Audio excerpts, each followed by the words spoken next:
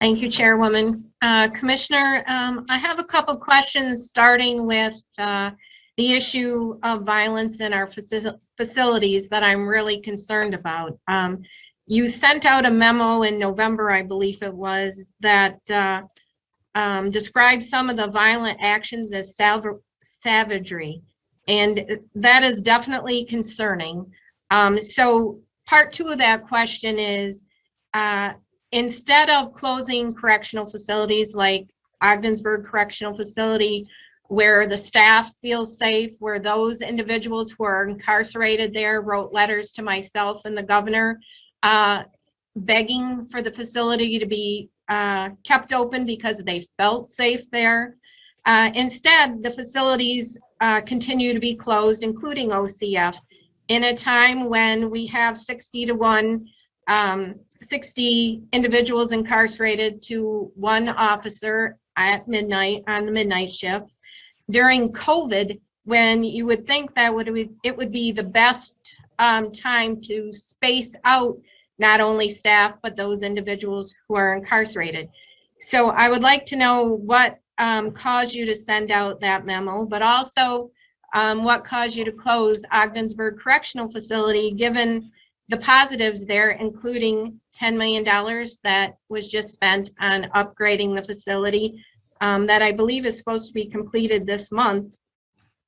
And the fact that we have an incidence of rise in violence, and would not it make more sense to keep those incarcerated separated more and keeping these other facilities open, at least during COVID?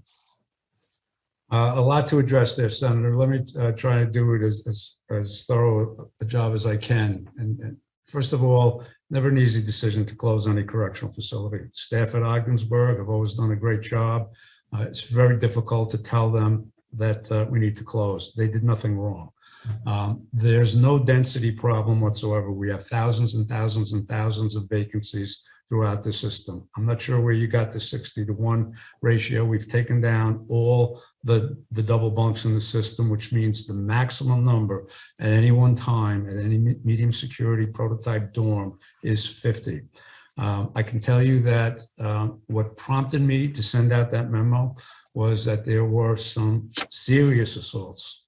It's not raw number, serious assault where somebody was seriously beaten, and the individual was in a rage at the time. There's about 3 or 4 of them at a time. And I put that memo out there because I wanted the individuals to realize that there are going to be serious consequences. We have liaisons with outside prosecutors throughout the entire state. And if you seriously assault an officer or any staff, you commit a Class B violent felony offense, that is punishable by a consecutive 25-year determinate sentence. And I wanted everybody to understand that. We continue to work together with the union. We created the Prison Violence Task Force, and we will work together. We'll get their recommendations. We'll look at a number of different things to make sure that we run the safest possible system.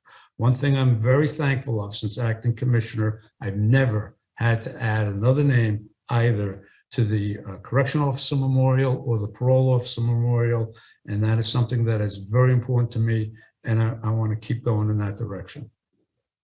Well, my time is up, but I would just like to say I find it totally in opposition to what I believe should be happening in COVID. I am certainly not saying COVID is not serious. I wholeheartedly think we all should be doing everything we can, but I don't understand why we would be closing facilities in the middle of a pandemic and sending people away from their families at this moment. Thank you, Commissioner. Sure. Thank you.